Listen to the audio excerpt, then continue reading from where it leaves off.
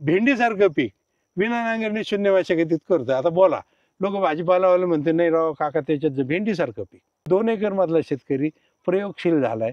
तो म्हणतो काका मी निश्चिंत आहे. आज जसा हा माझा पोर्शन पाहतोय, तुम्ही पुढे चला आता बघूया मग माझे तुरीचं पीक तुम्हाला मी दाखवतो आज काय आहे. कारण चांगलंही दाखवायचं आणि वांगलंही दाखवायचं, त्यात काय नाही. आणि कोणत्याही शेतकऱ्यांना शंका असेल तर माझ्या शेतात यावं आणि पाहावं. आता आपण तुरीच्या पिकात आत चाला, जिथं एकदम अप्रतिम तुरीचं पीक आलेलं आहे. आता हे माझं तुरीचं पीक आहे. माझ्या डोक्याच्या वर आहे, जवळपास 7 फूट 7.5 फूट ह्या पिकाची वाढ झालेली आहे. जवळपास मॅक्झिमम 80% शेंग ही 4 दाण्याची आहे. आज जर 1 दाणा वाढला तर ह्या सगळ्या प्रत्येक शेंगेत 1 दाणा वाढलं तर आपलं उत्पादन वाढतं. आमच्या गावात एकही डायबिटीसचा आणि बीपीचा पेशंट नव्हता.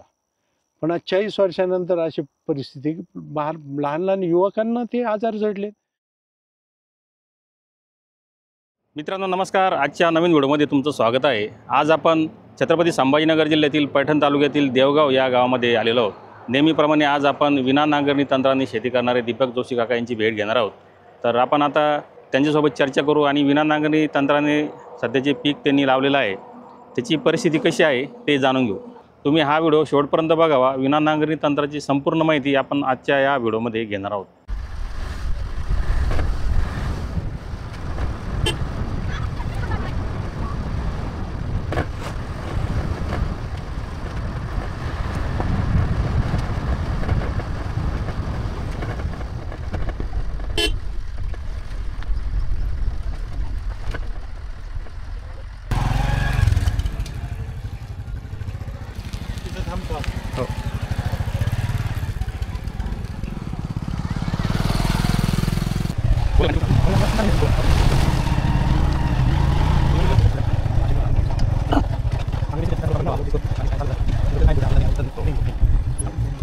तर मित्रांनो आजच्या व्हिडिओमध्ये कुठलंही एडिटिंग नसणार. तुम्हाला लाईव्ह व्हिडिओ आपण दाखवणार आहोत की विना नांगरणी शेती तंत्राने कशा पद्धतीने शेती करून आपण पैसा वाचवू शकतो. चला आपण आता शेतामध्ये जाऊ.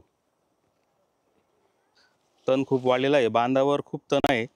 शेतामध्ये सुद्धा म्हणजे त्यांच्या जमिनीवर सुद्धा तुम्हाला तणच तण दिसेल. आपण अनेक वर्षांपासून या ठिकाणी येत आहोत मित्रांनो, आणि आपले जे नियमित दर्शक आहेत त्यांना वारंवार या शेतीविषयी माहिती दिलेली आहे. तुम्ही खाली जमीन बघू शकता. विशेष म्हणजे यावर्षी खूप पाऊससुद्धा झाला, परंतु इथल्या जमिनीला कुठलाही त्याचा तोटा झालेला नाही. काका सोबत आहेत. काका नमस्कार. राम राम. बोला योगेश सर. काय सांगाल यावर्षी काय परिस्थिती आहे तुमची? थोडंसं आज मला काही मित्रांचे फोन आले होते की व काका काही तुम्ही व्हिडिओ बनवून आम्हाला व्हायरल करा. कारण भुकेले आहेत अनेक माझे जे मित्र आहेत, शेतकरी मित्र, त्यातले युवा मित्र जास्त भुकेले आहेत की बा काका तुमचा व्हिडिओ केव्हा येतो शिवारला, आम्हाला ते सांगा.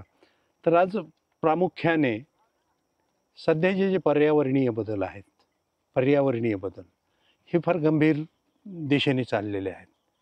मी असं काही टेन्शन घेऊ नका, मी काही लगेच शास्त्री पंडित सांगणार नाही, परंतु आपण जे सहज करू शकतो ते उपाय आपण जे सहज करता येतील ते उपाय करूया.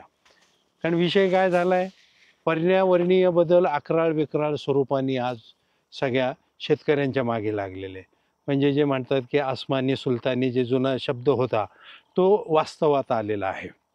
आणि यावर आपण नुसती गप्पा मारून चालणार नाही, तर त्या कृती करावी लागेल, पर्यावरणपूरक कृती करावी लागेल.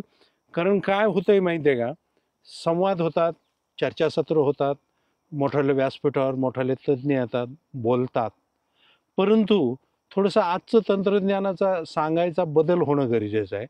जे तंत्रज्ञान प्रत्यक्ष शेतावर राबवलं जातं ते दाखवणं गरजेचं आहे. ठीक आहे, त्यात काही चुका असतील, चूक भूल, प्रत्येक माणूस हा चुकीचा पुतळा आहे, तर त्या दृष्टीने पण आपण अभ्यासपूर्ण शेती केली पाहिजे. आता आपण ज्या क्षेत्रात उभा आहोत योगेश सर, आपण ज्या क्षेत्रात उभा आहोत हे मागील 7 वर्षापासून, म्हणजे हे 7वं पीक आहे माझं खरीपाचं. तुम्ही बघू शकता आता हे पिकाची परिस्थिती बघू, 7वं पीक आहे. आणि आता 7वं पीक आहे. मी पारंपरिकच शेतकरी होतो, मी काही वेगळा नव्हतो, बाकी आमच्या शेतकरी मित्रांसारखाच होतो. आणि मी काय चांगलंच दाखवू असं नाही, तुम्ही म्हणाल चांगलं दाखवलं. आता हा इकडचा जो भाग आहे आता हा जो पोर्शन आहे, हा एवढा एक 5-10 खोंड्याचा जो पोर्शन आहे, हा पूर्णपणे आमचा नापीक होता. नापीक होता म्हणजे पाऊस पडला की त्याच्यात एकदा पाणी साचलं की उन्हाळ्यापर्यंत पाणी त्याच्यातलं आटत नव्हतं. परंतु आज 7 वर्षानंतर कोणतंही बाकी निविष्ठा बाहेरून न आणता फक्त तण निर्मूलन, तणाचं व्यवस्थापन करून जमिनीचा निचरा क्षमता वाढू शकते हे याच्यात सिद्ध झालंय. कारण नाहीतर आजकाल चिभाड जमिनीला रेकमेंड केलं जातं की जिप्सम वापरा, अजून काही उपाय वापरा किंवा शेणखत वापरा. कारण हे सगळ्या गोष्टी आता कालबाह्य होत चालल्यात आणि शेतकऱ्यांच्या खिशाला परवडणार नाही. आणि आज जसा हा माझा पोर्शन पाहतोय, तुम्ही पुढे चला आता बघूया मग माझे तुरीचं पीक तुम्हाला मी दाखवतो आज काय आहे. कारण चांगलंही दाखवायचं आणि वांगलंही दाखवायचं, त्यात काय नाही. आणि कोणत्याही शेतकऱ्यांना शंका असेल तर माझ्या शेतात यावं आणि पाहावं. आता आपण तुरीच्या पिकात आत चाला, जिथं एकदम अप्रतिम तुरीचं पीक आलेलं आहे. आता हे माझं तुरीचं पीक आहे. हे तुरीचं पीक आहे, माझ्या डोक्याच्या वर आहे. जवळपास 7 फूट 7.5 फूट ह्या पिकाची वाढ झालेली आहे. आणि आज वास्तव हे आहे. आता मी स्पष्ट आणि खरं बोलणारा माणूस आहे. राग आला लोकांना किंवा खोटं वाटलं तरी चालतंय. आज जर माझ्या गावातल्या अवांतर ज्या पारंपरिक पद्धतीने तुरीचे पीक घेतलंय आणि हे माझं विना नांगरणी शून्य मशागत ह्या तंत्रज्ञानाचं, याला SRT म्हणूनही संबोधलं जातं. कारण काय होतंय, उद्देश एकच आहे, फक्त SRT तंत्रज्ञानात बेडचा वापर केला जातो. परंतु मी माझ्या काही परिस्थितीमुळे मी सपाट प्रदेशात, हे तुम्हाला खाली ओळ दिसेल पहा, सपाट याच्यावर मी केलेलं आहे. त्यामुळे विना नांगरणी शून्य मशागत SRT. कारण मला प्रत्येक शेतकरी म्हणतात की बाबा काका तुम्ही SRT केलं का? SRTच नक्की केलंय, फक्त यात थोडासा आम्ही परिस्थितीजन्य बदल केलाय. की बाबा काय झालं, काही गोष्टी तांत्रिक असतात शेतीमध्ये, किंवा आपण तो गांभीर्याने घेत नाही. यावर्षीच मला अनुभव आला, तुरीचं टोकन केलं, त्याच्यावर पाऊस नाही पडला, पक्ष्यांनी सगळे दाणे उचलून घेऊन गेले. माझ्या खिशातून 5,000 रुपये एकरप्रमाणे 5,000 रुपये गेले, म्हणजे ते फेकूनच दिले. तर मग नंतर मी पेरल्यानंतर माझ्यात पाऊस नाही पडला, काही नाही. ही पेरलेली तूर आहे, आज आपण उभं हे पेरलेली तूर आहे. आणि यातला एक दाणाही कोणी पक्ष्यांनी उचलला. आता तुम्ही बघा ना, आता हे तुम्हाला पिकाचे हे दिसतील. आता हे पाह्या तुरीच्या शेंगा. आणि मुख्य म्हणजे तुरीत हे बघायला पाहिजे, माझ्या मॅक्झिमम शेंगा ह्या 4 दाण्याच्या आहेत. ह्या 4 दाण्याच्या आहेत. कारण जमिनीत जर ताकद आली तर ती तुम्हाला त्याच्या पिकातून दिसते. ह्याही गोष्टीचा विचार. आणि खाली बघा ना तुम्ही, तिथं तण आहे, हे केवढालं गवत आहे. हा चुमुक काटा आपल्याकडे म्हणतात, आमच्याकडे केवढालं गवत आहे, माझ्या गुडघे इतकालं गवत आहे. काही ठिकाणी आता पिकाच्या वासव्यामुळे काही ठिकाणी बंद झालं येणं. परंतु आज पर्यावरणीय बदलाचा गांभीर्याने जर विचार केला, आज अतिवृष्टीत महाराष्ट्र झुंजतोय. आज महाराष्ट्रातली हजारो टन माती योगेश सर आम्ही धरणातून आणि ओढ्यातून आणि बंधाऱ्यातून गेली. हा फार गांभीर्याने घ्यायचा विषय आहे. ठीक आहे, तुम्हाला तंत्रज्ञान वापरा नाही वापरायचं नाही, हा ज्याचा त्याचा स्वेच्छेचा भाग आहे. परंतु जर ह्याच स्पीडनी जर माती वाहत गेली तर सगळी सुपीक माती वाहून जाईल. जमीन राहील पण सुपीक माती वाहून जाईल, की जी हलकी असते. आणि जमिनीचा सेंद्रिय कर्म वरच्या पातळीत असतो, तो काही खाली नसतो. म्हणजे दरवर्षी मेहनत करायची, दरवर्षी तिला बाहेरून निविष्ठा आणून पैसे खर्च करायचा, जमीन बनवायची, पीक घ्यायचं, आणि दरवर्षी ती तयार केलेली माती वाहून जाते. आता स्पष्ट सांगतो, मागील 5 वर्षापासून मी रासायनिक खत वापरत होतो. मी रासायनिक खताच्या विरोधात नाही. जिथं गरज आहे तिथं रसायनाचा, पण याच्या गरजेपुरता वापर होणं गरजेचं आहे. आजकाल काय झालंय, अतिरेक होत चाललाय. रासायनिक खतं असतील, औषधं असतील, त्याचं गांभीर्याने विचार करणं गरजेचं आहे. आता आपल्याला ह्या तुरीच्या पिकाला मागच्या वर्षी माझं रासायनिक खत दिलेलं नव्हतं, यंदाही मी हिला रासायनिक खत दिलेलं नाही. आणि हे आहे पीक, तर मी समाधानी आहे. आणि जर शेतकरी जे असतील, आता अशा प्रकारचे जर गुच्छेचे गुच्छ जर तुमचे शेंगाचे जर लागत असतील, तुम्हाला अपेक्षित काय आहे? मी 1 फवारणी औषधाची केलेली आहे, रासायनिक औषधाची, कारण त्यावेळेला गंभीर परिस्थिती होती. आणि आज तुरीची जर वाढ पाहिली तर आमच्या बाकी मित्रमंडळांच्या ज्या तुरी आहेत तशा आहे.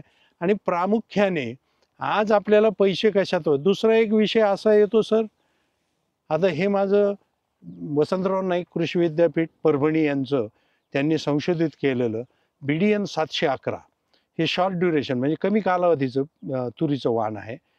हे मी जवळपास 8 ते 9 वर्षापासून मी माझं घरचं बी वापरतोय. उलट ह्या वर्षी मला असा अनुभव आलाय, ज्यांनी बॅग आणून बी पेरलंय त्यांच्या बॅगेत तरी इकडचे तिकडचे दुसरे दाणे आलेत. ते फुलावून लक्षात येतं तुरीच्या. पण माझे आम्ही आम्ही स्वच्छ निवडून टिपून घेतो, त्याच्यातलं क्वालिटीचं बी सॉर्टिंग करतो. तर ह्या पद्धतीने ह्याही म्हणजे तूर हे सरळ वाण आहे आणि तुरीचं बी आपण घरचं घरी ठेवून त्याला व्यवस्थित प्रक्रिया करून निवडून टिपून त्याच्यातला मोठा दाणा बाजूला काढून ह्या पद्धतीने जर केलं तर तुम्हाला तुरीचं बी विकत आणायची गरज नाही. जसं नांगरणी असेल, वखरणी असेल, आता 7 वर्ष झाले या रानाला नांगर लागलेलं नाही, वखर लागलेलं नाही, फक्त पेरणीपुरती जमीन हलते. तीही 4 वर्षापासून. पहिले 3 वर्ष कापूस होता माझा, त्याच्यानंतर एक सोयाबीनचा प्रयोग करून पाहिला, पण सोयाबीन आम्हाला नाही सक्सेस झालं. दोन पावसातील अंतरामुळे आम्हाला सोयाबीन सक्सेस नाही झालं. तर त्या दृष्टीने जर गांभीर्याने विचार केला तर ह्या 3 वर्षातच आमची फक्त जमिनीची हालचाल आहे आणि ती सुद्धा फक्त पेरणीपुरती हालचाल आहे. पेरणीपुरती जमीन हलते, नंतर बाकी काही आम्ही या जमिनीत करत नाही. आता तुम्ही पीक ह्या सगळ्या बाजूला बघा, हा जर एवढा टप्पा पाहिला तर हे पीक बघा, इकडचं पीक बघा. आणि माझं एक 10% क्षेत्र बाधित झालंय सर. पण माझं जे 10% क्षेत्र बाधित झालंय हे माझ्या शेजारच्या, माझ्या वरून जो पश्चिमेकडे जो शेतकरी आहे याच्या शेतात पाणी साचलं आणि ते पाणी माझ्या शेतात, याच्या पलीकडच्या बाजूला माझं बाधित झालंय. मी असं पण माझ्या शेतात पडलेल्या पावसाच्या पाण्याने माझं शेत हे बाधित नाही झालं, ते दुसऱ्याच्या ह्याच्यात झालं, त्यामुळे बाधित झालं. तर याचाही आपल्याला गांभीर्याने विचार करणं गरजेचं आहे. आता हे तुरीचं पीक पहा, आता ह्या तुरीमध्ये तुम्ही तण पहा, दोन्ही बरोबरच आहे. आता काय होतंय, काही लोक लगेच आमच्यावर ट्रोल करतात, टीका करतात, यांना मजूर भेटत नसेल, भेटत नाही तर हे पैसे देत नसतील मजुराला म्हणून मजूर येत नाही. पण भाऊ तसं काही विचार करू नका, कारण मी 4 पिढ्या शेतकरी आहे, मी 40 वर्षापासून शेती करतोय, म्हणजे तसं काही नाही. होतं तसं ट्रोल. आणि काय होतंय माहिती आहे का, आता शेतकऱ्यांनी प्रत्यक्ष डोळ्यांनी पाहणं गरजेचं आहे. माझ्यावरही विश्वास ठेवू नका. मी सगळ्यांचे नम्र विनंती शेतकरी मित्रांना, तुम्ही या ना, शेतात पहा ना. आणि त्या दृष्टीने योगेश सरांनी मागच्या वेळेस आमचा व्हिडिओ तसाच बनवलेला आहे. म्हणजे माझ्या हायवेपासून, धुळे सोलापूर हायवेपासून तर गावापर्यंत, अगदी त्या स्मशानभूमीपर्यंत, चिंचेच्या झाडापर्यंत येऊन बघा. आता हे पहा, हे शेंगा माझे सारे, आता हे शेंगा लगडलेल्या आहेत. आता तुम्ही सांगा यापेक्षा अजून काय असावं. जवळपास मॅक्झिमम 80% शेंग ही 4 दाण्याची आहे. यात कसं आहे, 4 दाणे वाढले की प्रत्येक शेंगेला 1 दाणा जर वाढला तर काही आहेत, पण ते अपवाद आहेत, ते अगदी अपवाद आहेत. परंतु आता हे पहा, 3 दाण्याची आहे, पण यांची टक्केवारी कमी आहे. आज जर 1 दाणा वाढला तर ह्या सगळ्या प्रत्येक शेंगेत 1 दाणा वाढला तर आपलं उत्पादन वाढतं. आणि आज आपल्याला यावर्षी सर जे नुकसान झालं शेतकऱ्यांचं, हे बांधबंदिस्तीवर जो जैविक अधिवास, आपण जे जैविक अधिवास म्हणजे, अधिवास हा उगी शब्द शास्त्रीय वाटतो, पण जे झाडं झुडपं, आमच्याकडे झाडं झुडपं राहिलेली नाहीत सर. अजिबात झाड नाही राहिलं. बांधावर झाड ठेवलं की म्हणते त्याचा लई वासा पडतो. पण हा निसर्गाचा वासा पडण्यापेक्षा ते ठेवा ना. आज जमिनी बांधावर, आता पहा, आता आमच्या इथे सगळे लिंबाचे झाडं आहेत पहा, हे मोठाले लिंबाचे झाडं आम्ही बांधावर तेवढ्यासाठीच ठेवलेत. आता ह्या बाजूला चिंच आहे, ह्या बाजूला लिंब आहेत, सगळ्या बांधावर झाडं आहेत. याने तुमच्या शेतीतलं जो बांध फुटण्याचं प्रमाण हे कमी होऊन जातंय, कमी होतंय याच्यातून. तर ह्या गोष्टीचा गांभीर्याने विचार करणं गरजेचं आहे. आणि उत्पादन वाढीच्या नादात आम्ही सैरभैर होत चाललोय, उत्पादन वाढीच्या नादात. आणि काय होतंय, शेवटी आशा आहे, माणसाला जगायला पैसे लागतात. मी किती म्हणलं तरी प्रत्येक शेतकरी म्हणतो काका पैसे लागतात. पण बा माझं कसं म्हणणं आहे की बा तुम्ही 100% नका करू, काही तर अनुकरण करा. आज माझी जी माती आहे, ही जे खालचं तण आहे, फक्त ह्यामुळे वाहून गेलेली नाहीये. आता काही ठिकाणी जिथं झाडं वाढले तिथे तण कमी होऊन गेले. आणि ह्या शेतात यावर्षी पेरणीनंतर जे उगवणीनंतरचं तणनाशक आहे ते माझ्याकडनं मारलं गेलं नाही म्हणजे 8 जून नंतर आमच्याकडे पाऊस गेला, तर थेट 40 दिवसांनी पाऊस आला. माझी ही पेरणी 18 जूनची आहे आणि आज आपण 12 नोव्हेंबर रोजी आज आपण माझ्या शेतात उभा आहोत, माझ्या देवगाव तांड्याच्या शिवारातील तुरी शेतात. तर आता गांभीर्याने विचार कसा आहे, नुसत्या गप्पा करून चालणार नाही. अनुदान देईल सरकार, पण अनुदानाच्या कुबड्या असतात, ते आपल्याला सपोर्ट असतो. अनुदान तर पाहिजे, तो सपोर्ट असतो, पण आपल्याला आपल्यात बदल करणं गरजेचं आहे. कारण वाहून जाणारी जर माती आपण थांबवली नाही तर पूर्णपणे आपला ऱ्हास होणार आहे. तसंच जैवविविधता, बांध बंदिस्तीवरची झाडं ठेवणं गरजेचं आहे. आणि जैविक कीड नियंत्रण, आता माझे अनेक अनुभव आहेत. आता हा जो चोपणाचा पोर्शन आहे, फक्त तण तिथं जिरवल्यामुळं गेलेला आहे. आणि माझं काय म्हणणं आहे, तुम्हाला अशी 7-8 क्विंटल होते बाबा, खर्च कमी करून 5 मध्ये समाधानी राहा ना. आज मी जेव्हा 40 वर्षापूर्वी शेती करायला आलो, आमच्या गावात एकही डायबिटीसचा आणि बीपीचा पेशंट नव्हता. पण आज 40 वर्षानंतर अशी परिस्थिती, लहान लहान युवकांना ते आजार जडले. मानसिक संतुलन बिघडत चाललंय, मानसिक अशांतता वाढत चालली. कारण शेवटी काय आहे, प्रत्येक गोष्टी पैशाशी निगडीत येतात. पैशाशी निगडीत आलं, उत्पादन खर्च वाढत चाललाय. उत्पादन आणि उत्पादन खर्चाचा जमा खर्चाचा ताळमेळ बसत नाहीये. तर ह्या गोष्टीसाठी आमची विनंती अशी असते की तुम्ही थोडंसं करून पहा ना. आणि आज नुसतं यूट्यूबचा व्हिडिओ पाहून की बा प्रत्यक्ष तुम्ही शेतात जाऊन पहा ना. माझं म्हणणं आहे की काही गोष्टी बा पैसे खिशातून पडले किंवा चोरी झाली, त्याला काय अपवाद आहे. जोशी काकाच तिथे गेलो, शेतात आलो, पाहिलं. योगेश सारंगधर सरांना, ॲक्च्युली यूट्यूबवाल्यांना आमच्या शेतकऱ्याशी काही देणं घेणं नाही आहे. यूट्यूबवाल्यांना तिकडे पैसे जास्त मिळतात. दुसरे काही केले तर, विचित्रपणे काही केले तिकडे जास्त पैसे मिळतात. काही नाच गाणे केले तर आमच्यापेक्षा, पण ते सातत्याने 5 वर्षापासून येतात. ह्या वर्षीची त्यांची 4थी भेट आहे इथे. तर आपण आणि हे लक्षात ठेवायला पाहिजे प्रत्येक शेतकऱ्यांनी की कानातून डोळ्यात 4 बोटं अंतर राहतं, असे आमचे जुने पूर्वज म्हणायचे. आम्ही काही सांगायला गेलो, काय भाऊ नको सांगू आम्हाला गप्पा, कानातून डोळ्यात 4 बोटं अंतर राहतं. याचाही गांभीर्याने आपण विचार करणं गरजेचं आहे आणि बदल करणं आवश्यक आहे. आणि अभ्यास करून पीक नियोजन बदलणं. आता तुम्ही स्वतः शेतात पाहाल, म्हणजे मी काय असं म्हणत नाही मी केलं म्हणून माझा शेजारी करत नाही आहे, ते दुर्दैव आहे. आणि गावातले गाजर गावात पांचट राहतात. माझं पाहून दुसरीकडचे, काल मला एक उदगीरचा युवा आहे आमचा नागेश म्हणून, त्याचा फोन आला, अरे काका एखादा व्हिडिओ व्हायरल करा ना. तो मुलगा भेंडीसारखं पीक विना नांगरणी शून्य मशागतीत करतोय. आता बोला, लोक भाजीपालावाले म्हणते नाही राव काका, त्याच्यात भेंडीसारखं पीक, जो त्याला जमीन आहे 2 एकर, त्याला स्वतःला 1 एकर आणि वडिलांचे आई वडील सांभाळतात म्हणून 1-2 एकर. तर जो 2 एकर मधला शेतकरी प्रयोगशील झालाय, तो म्हणतो काका मी निश्चिंत आहे. आणि लातूरमध्ये खूप पाऊस झालेला आहे, अतिवृष्टीने लातूर धाराशिव बीडचं काही भाग इथं आमच्यापेक्षा जास्त नुकसान झालंय. पण बदलणं गरजेचं आहे. आणि माझं म्हणणं आहे की बाबा आम्ही विना नांगरणी शून्य मशागत SRT तंत्रज्ञान जे आहे किंवा रिजनरेटिव्ह फार्मिंग, SRT म्हणजे सगुणा रिजनरेटिव्ह फार्मिंग आहे ॲक्च्युली. म्हणजे निसर्गाने दिलंय ते निसर्गाला परत द्या. पिकाचे अवशेष असतील, तणाचे अवशेष असतील, हे जागेवर जिरवा. आणि काही परिस्थितीजन्य बदल करायचा. आता जिथे तुम्हाला चिबट राहणे तिथं बेड करा.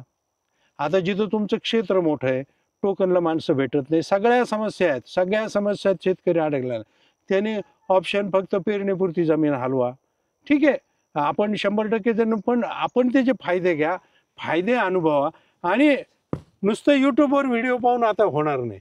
आता प्रत्यक्ष शेतात येऊन ह्या आजच्या परिस्थितीमध्ये तुरीचं पीक आमच्या भागात 50% बाधित झाले. आणि आपण जे रान आहे हे तळ हातासारखं रान आहे. वरच्या पश्चिमेच्या कोपऱ्याचं पाणी पूर्वेच्या कोपऱ्याला जाते.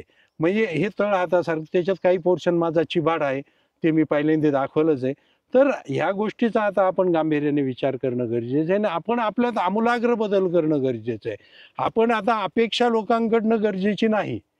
आणि पर्यावरणपूरक, मी म्हणतो, आम्ही नाही म्हणत की तुम्ही खत बंद करा, व टप्प्याटप्प्याने करूया. पण बरं, मी काय लगे पहिल्या वर्षी आम्ही चुकून कोणाला म्हणत नाही. आणि कोणत्याच मी शेतकरी मित्रांना म्हणत नाही की तू 100% कर, थोडासा प्रयोग करा, त्याच्यात अनुभव. कारण फळपिकामध्ये खूप मोठ्या प्रमाणात आता आमच्याकडे, आता हे पहा असे तुरीचे गुच्छे लागलेत. आणि तुम्ही प्रत्यक्ष केव्हाही पाहून हे पहा 4 दाण्याच्या तुरी आहेत. ह्या मॅक्झिमम सगळे 4 दाण्याच्या तुरी आहेत. आणि त्यात काय झालंय सर, संशोधित वाण आमच्याकडे वसंतराव नाईक मराठवाडा कृषी विद्यापीठाचा प्रोग्राम होता. त्याच्यात त्यांनी आमच्या इकडे मोठ्या प्रमाणात शेतकऱ्यांना बियाणं मोफत दिलं होतं. हे नवीन जेव्हा लॉन्च झालं, याचे संशोधक आहेत डॉक्टर DK पाटील, बदनापूर संशोधन केंद्राचे. त्यावेळेला मोफत दिलं लोकांना. तर आज आमच्या भागात 711 मेजर आहे आणि कोरडवाहूमध्ये घेणं गरजेचं आहे 711, कारण कमी दिवसाचे. आता तोही अभ्यास करणं आहे. कोरडवाहू शेतकरी जास्त दिवसाचं वाण निवडतो. ते कापूस असो, तुरी असो, याच्यात अभ्यास पूर्ण होणं गरजेचं आहे. आणि जास्तीत जास्त लोकांनी जर जमीन वाचवायची असेल आणि पुढच्या पिढीला आपल्याला ती चांगल्या प्रकारे द्यायची जर असेल, तर ह्या तंत्रज्ञानाशिवाय पर्याय राहिलेला नाही. तर तुम्हाला दाखवतो जिथे बाधित हे राहते बाधित झालेलं जे रान आहे, बाधित झालेलं, म्हणजे मी काय असं म्हणत नाही की बाबा माझं बाधित झालंच नाही, तुम्हाला तेही दाखवतो आणि का झालं तेही सांगतो. आता हे सगळीकडे तणच तण. तुम्ही पाहाल, जिथे जी जागा दिसेल तिथे तण, जिथं सूर्यप्रकाश पोचतोय तिथे तण पोचतोय, किंवा जिथं पातळ झाले तिथे तण आले, जिथे नाही झाले, जिथं दाट आहे तिथे तण नाही आहे, तिथं मेल आहे. कारण काय होतंय, चांगलंच नुसतं दाखवून उपयोग नाही आहे, जे नुकसान झालंय तेही दाखवणं गरजेचं आहे. तेही मी तुम्हाला आता दाखवतो. आता आपण माझ्या शेताच्या पूर्वेकडनं पश्चिमेला चाललेलो आहे. आता हे तुरीचं पीक आता कोणा शेतकऱ्याला शंका असेल तर त्यांनी आम्हाला सुचवावं किंवा आम्ही सुद्धा बदल करू. कारण आम्ही सगळ्यांचे सूचना आम्ही पाळणारे लोक आहोत. जर तसं वाटत असेल तर सांगा की बुवा काका याच्यात असा बदल व्हायला पाहिजे, तसा बदल व्हायला पाहिजे. आणि आपल्याला संवाद करणं गरजेचं आहे. आजकाल काय होतंय, लोकांना अपेक्षा व्हॉट्सअपवरच आम्ही माहिती द्यावी. तर त्यासाठी स्वतः शेतात येऊन आपला स्वार्थ म्हणून या, आपला स्वार्थ म्हणून तुम्ही शेतात या. आता बघा मी तुम्हाला दाखवतोय, आता समोर माझं बाधित झालेलं क्षेत्र दाखवतोय.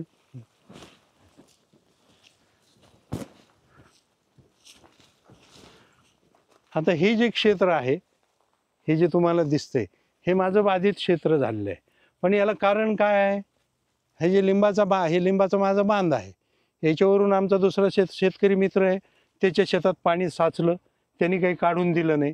शेवटी ते पाणी इथे जास्त झालं. पण इथून इकडचं जे पीक आहे, जो पडलेला पाऊस आहे, तर आज तुम्ही इकडचं पीक पहा, इथून परत पीक एकदम चांगलं आहे. दोन्ही गोष्टी आता दाखवणं गरजेचं आहे आणि लोकांनी पाहणं गरजेचं आहे. माझी सगळ्या शेतकरी मित्रांना विनंती आहे, कारण खूप लोक करायला लागलेत ह्या तंत्रज्ञानाचा वापर. पण आपण काय झालंय, संकुचित होत चाललोय. किंवा कुठेतरी पाहायला जायला पाहिजे, माहिती घ्यायला पाहिजे. आणि काय होतंय की व्हॉट्सअपचा मेसेज मर्यादा येतात, यूट्यूबलाही मर्यादा येतात. काय सांगणार किती, ऐन वेळेला जे सुचेल ते आम्ही बोलतो. परंतु यात आता वेळोवेळी बदल होणं गरजेचं आहे. आणि तुम्ही एकदा आलात बघायला, कोणी माझ्या इथंच या असं नाही म्हणणं आहे, जे शेतकरी वापर करतात तिथं जायचं, पाहायचं, त्यांची संवाद करायचा. तुम्हाला आता मी जसं म्हणतोय तसं आता मला माझ्या तुरीत तुम्हाला जर काही वाटत असलं तर तुम्ही मला सांगावे. आता हे गवत तुम्ही पाहताय, आणि असं काही नाही ना, आमच्या इथे जवळपास हे गवत बघा तुम्ही खाली सगळं. आणि आमच्या गावात पर्जन्यमापक असल्यामुळे आमच्या इथे 1000 मिलीमीटर पाऊस झाला आहे. ॲक्च्युली 1000 मिलीमीटर तुरीला पाऊस लागत नाही. पाऊस हा 400-500 मिलीमीटरमध्ये तुरीचं पीक छान येतं आहे. पण याचा परिणाम अनेक लोकांना झाला आहे यावर्षी, जिथे एक्सेस पावसामुळे बऱ्याच लोकांचे पिकं बाधित झालेत. परंतु कसं होतं आहे, कुठंतरी गेलं, कोणाशी संवाद साधला तर याच्यावर आपण चर्चा करून आम्ही काही म्हणजे परिपूर्ण नाही, मी सुद्धा परिपूर्ण नाही. आज जरी गप्पा मारत असलो तरी मी परिपूर्ण नाही. कारण मनुष्य हा चुकीचा पुतळा आहे. तर कोणी जर आले, आम्हाला कोणी सांगितलं बा काका हे नाही पटत, ते नाही पटत, जरा याच्यात असा बदल करा, तर आम्ही स्वीकारू. तसं काय नाही, म्हणजे आम्ही हटवादी नाही. जरी तंत्रज्ञान आम्ही वापरत असलो की, आणि आमचं म्हणणं आहे की बा तुम्हाला नको वाटतं का हे, तर बा ठीक आहे, पण जमिनीचे हलवा कमी करा. खरंच जमिनीला इतक्या वेळेला नांगरायची गरज आहे का? आज आपले जे जुने पूर्वज होते, मी 40 वर्षापूर्वी जेव्हा 84 साली शेती करायला आलो, आमच्या खरीपातली पेरणीच बिगर नांगराच्या शेतातली होती. त्याला आमच्याकडं खरडापाळी म्हणायचे. बारीक बारीक चिवट्या पासा, अशा बोटाच्या मापाच्या वाखराच्या पासा. आणि आम्ही आमचे ज्येष्ठ जे कामगार होते, त्यांना जे गावातले शाळेतून सुट्या लागले की मुलांना पैशाची लालूच, ते यायचे मस्त वखरं चालायचे, फक्त पेरताना ती अडचण येऊ नये ह्या दृष्टिकोनातून आम्ही हालचाल होत होती. पण आज प्रत्येक पिकाला हालचाल, आता समजा हे गेलं आताला परत नांगर परत रोटा, आणि आता काय झालंय दिसण्याकडे जास्त महत्त्व आहे. त्या रोटावेटरने जमीन खूप छान दिसते, पण त्याचे परिणाम थोडेसे वाईट आहे आम्ही अनुभवले. कारण कमी पावसात रोटा मारलेल्या जमिनीत पाणी वाहायला लागतं, आणि जिथे रोटा मारलेलं नाही तिथं जरा उशीर लागतो. तर याचं एक नुसतं दिसण्याकडे नका जाऊ, आज दिसण्यापेक्षा असणं महत्त्वाचं आहे. आज आमचं अस्तित्व, आज योगेश सर काहीतरी आमच्या पैसे आहे म्हणून येत आहेत. ते ते बिचारे 1 रुपयाने मी त्यांना चहाही पाजत नाही, तुम्हाला अगदी स्वच्छ सांगतो. ते चहाही माझ्याकडनं अपेक्षा नाही. पण असं गरजेचं आहे की बाबा जे स्पष्टता असावी. आता अनेक शेतकरी मित्र सांगतात एक असतं एक, हे चुकीचं आहे. कारण आपणच आपल्या शेतकरी मित्रांना फसवतोय. तर कमीत कमी आपण आपल्याला फसवू नका. आणि काय होतंय की बिना नांगरणी शून्य मशागत SRT तंत्रज्ञान जे आलेलं आहे. आता SRT आज मी उल्लेख याच्यासाठी करतोय की अनेक शेतकरी मी बिना नांगरणी शून्य मशागत म्हणल्यावर काका तुम्ही अरे बाबा SRT हे सगळं एकच आहे, फक्त थोडेसे काही काही बदल आहेत. आणि दोन्हीचे हे प्रताप काका चिपळूणकर आणि भडसावळे काका हे दोघंच आहेत ह्या तंत्रज्ञानाला जनक. हे दोघंच आहेत या तंत्रज्ञानाचे. प्रामुख्याने डोळ्यांनी पहा किंवा लोक काय करतायत. आपल्या जवळ असतं, पण ते म्हणतात ना गावातले गाजरं गावात पांचट, ही जुनी म्हण आहे. परंतु डोळ्यावर विश्वास ठेवा, कानावर, कारण यूट्यूब ऐकता तेव्हा तुम्ही कानाने ऐकता आणि डोळ्यांनी नुसतं चित्र पाहता. आजकाल काही होऊ शकतो ह्या दुनियेत.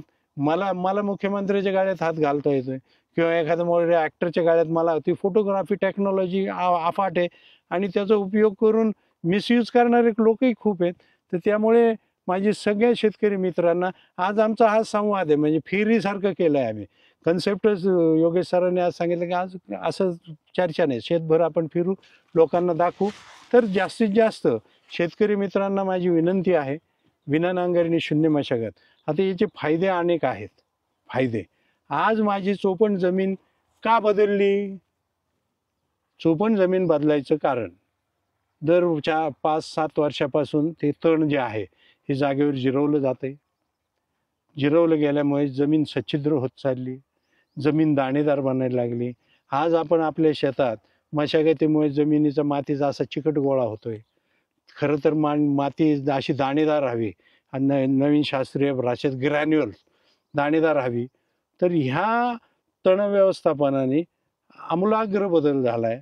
आता 2 वर्षापासून मी खत वापरत नाही, पण तुम्ही वापरू नका असं सांगणार नाही, कारण माझं प्रायोगिक तत्वावर चाललेलं आहे. मी या जमिनीचा सेंद्रिय कर्ब तपासलेला नाही, परंतु 5 वर्षानंतर मागच्या वर्षी मला खत लागलं नाही. ह्या वर्षी मी पाहतोय लागलेलं नाही. तर मग बघूया ना, आणि लागलं तर द्यायचं गरजेपुरतं आणि शिफारशीनुसार. आज ज्या विद्यापीठाच्या शिफारशी आहेत त्यानुसार खताचा वापर होणं गरजेचं आहे. कारण ते जीव तोडून सांगतात, ते चार्ट बनवतात, पण आम्ही त्याच्यावर लक्ष देत नाही आणि खताचा वापर वाढत चालला आहे. नत्राचा वापर वाढल्यामुळे जमिनी कडक होत चाललेल्या आहेत आणि पीक नुसतं वाढीवर धावतंय. आज जास्त नत्रामुळे, म्हणजे आपण दिलेलं नत्र, जमिनीतलं नत्र, हवेतलं नत्र, हे जे विकेंद्रीकरण होणं गरजेचं आहे. पिकाला पाहिजे तेवढंच जर नत्र मिळालं तर पिकाची अवास्तव काहीक वाढ होत नाही. तर ह्या गोष्टीचा अशा बारीक बारीक गोष्टी आहेत. किंवा बांधावर जैविक अधिवास का ठेवायचा? मी जे म्हणलं लिंबाची झाडे, तर तुम्ही लगे म्हणताल काका मग त्याने वासा पडतो. अहो, असा निसर्गाचा वासा पडायपेक्षा उद्या काहीच नाही राहिलं तर उन्हाळ्यात त्या झाडाखाली बसू ना आपण. यंदाचा विचार करा ना, पावसाळा 1 महिना पुढे गेलाय डायरेक्ट. जो सप्टेंबरमधला थांबणारा पाऊस ऑक्टोबरपर्यंत गेलाय, फार नोव्हेंबरच्या शेवटी कुठं पाऊस झालाय. हा बदल तरी आपण निसर्गाचा जो आपल्यावर जो हे आघात होत चाललाय याचा गांभीर्याने विचार करणं गरजेचं आहे. आणि शास्त्रीय दृष्ट्या आणि जैविक कीड नियंत्रण असेल, जैविक अधिवास असेल, याच्यावर गांभीर्याने विचार होणं गरजेचं आहे. तर माझी सर्व शेतकरी मित्रांना नम्र विनंती आहे, तुम्ही तुमच्या तिथं आसपास कोण करत असेल त्याचं पहा. कारण काय होत चाललंय, तणनाशकाचेही परिणाम आम्हाला जाणवायला लागलेत. आता सातत्याने जर एकच तणनाशक मारत चाललो तर त्या तणामध्ये रेजिस्टन्स, प्रतिकारता निर्माण झाली आहे. त्यामुळे तणनाशकाचा वापर परिस्थितीनुरूप गरजेपुरता वापरायचा. आता ह्या शेतात मी 2 वेळेला ग्रास कटर मारले. ग्रास कटर मारले, गुडघ्या इतकं गवत होते, ग्रास कटर मारले, मल्चिंग झाले. आज त्या मल्चिंगमुळे माझ्या शेतातलं मातीचा कण नाही वाहून गेला. ह्या अशा उपलब्धी बघा. नुसतंच उत्पादनाच्याकडे बघून चालणार नाही, की जसं आता याच्यातून जैविक कीड नियंत्रण झालंय, म्हणजे तुमचा रसायन औषध खतावरचा खर्च कमी झालाय, जमीन वाहून जायची थांबली आणि पिकाचा दर्जा बदललाय. मागच्या वर्षी मी तूर मार्केटमध्ये 7,000 रुपये होती. मी तिचं व्हॅल्यू ॲडिशन केलं, मी तिची डाळ बनवली आणि विषमुक्त, आम्ही सेंद्रिय नाही, तेही स्पष्ट विषमुक्त हे बॅनर देऊन ते आम्ही लोकांपर्यंत पोचवली आणि अनेक लोक येतात बघतात. परंतु ह्या आपल्याला मग ती 7,000 तूर मला 10,000 रुपयात गेली. आज काय केलं, मिलवाल्याने मिल करून दिली, छोट्या दाल मिलवाल्यांनी, आणि मी फक्त आलो, पॅकिंग केली आणि विकली.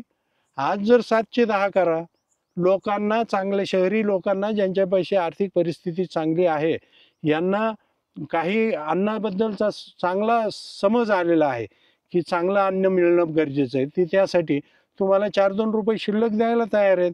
आणि काही युवा शेतकरी प्रयोग करतायत, आपणही प्रयोग करा. आणि माझं म्हणणं आहे की आता उलट, म्हणजे मी सुद्धा त्याच्यातलाच होतो. आम्ही आमची तूर विकायचो जालना मार्केटमध्ये आणि तिथून तुरीची डाळ घेऊन, म्हणजे मी काही शाहू आहे असं नाही सांगत मित्रांनो, मी तेच करत होतो. कुठं ना करता बाबा, अहो पण जे घरच्या यायला बरकत असती ते पुरवणी येतं. जुने जे म्हातारे म्हणायचे, यार भाऊ ते घरचं पुरवणी येत असतं.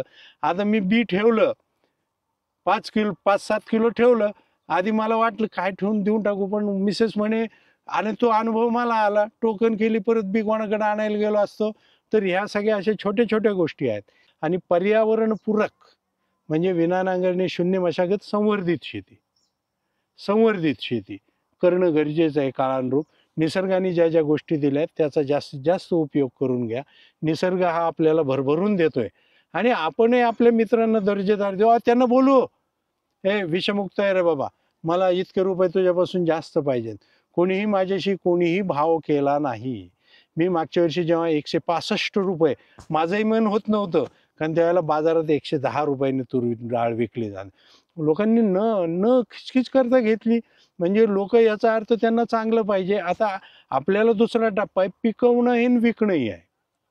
आणि अतिउत्पन्नाच्या लादी लागून मार्केटची परिस्थिती पाहतोय. तुम्हाला भाव काय तसा वाढत नाही. जो भाव आहे तो ठीक आहे, MSP मिनिमम सपोर्ट प्राईस पर्यंत आहे. त्याच्यावर जर तुम्हाला पैसे कमवायचे असतील तर असे विविध मार्ग, आणि नवीन युवकांनी हे करायला पाहिजे. आज तुरीची डाळ आहे, मुगाची डाळ आहे, मठाची डाळ आहे, उडदाची डाळ आहे, ह्या सगळ्या घरोघर खातात. म्हणजे मी जेव्हा तुरीची डाळ दिली तर लोक म्हणे, काका तुमच्याकडे मुगाची नाही का, मठाची नाही का? तर आपण असा सामूहिकरित्या, एकाने मठाची करा, एकाने मुगाची करा, एकाने उडदाची करा, एकाने चवळीची करा, ह्या सगळ्या गोष्टी अशा एकत्र करून जर आपण काम केलं आणि जर तुम्ही दर्जेदार माल दिला, लोकांना खऱ्यावर विश्वास आहे. खऱ्यावर विश्वास आहे. कारण मागच्या वर्षी मला तो अनुभव आला. आमचा एक मित्र आहे सेंद्रिय शेतकरी, मुक्तक जोशी म्हणून, तो म्हणे, काका तुमची डाळ विकायची, मी तुमच्या शेताला व्हिजिट केलेल्या आहेत. म्हटलं, अरे माझं भाऊ, मी रसायन वापरतो. मी ती काय नाही म्हणे, मिनिमम आहे तुमचं रेसिड्यू विषमुक्त म्हणून द्या. आपण फसवायचं नाही लोकांना, पण लोकांना चांगल्या अन्नाची गरज आहे. आणि नुसते उत्पन्नाचे विक्रमी आकडे आणून चालणार नाही. आज जो दुर्दैव आहे, रेशनवर येणारा गहू कोणत्या दर्जाचा असतो, याचंही गांभीर्याने, नुसतं उत्पादन वाढून कसं चालेल. आणि वेगवेगळ्या पिकात आता तृणधान्यात काम होणं गरजेचं आहे.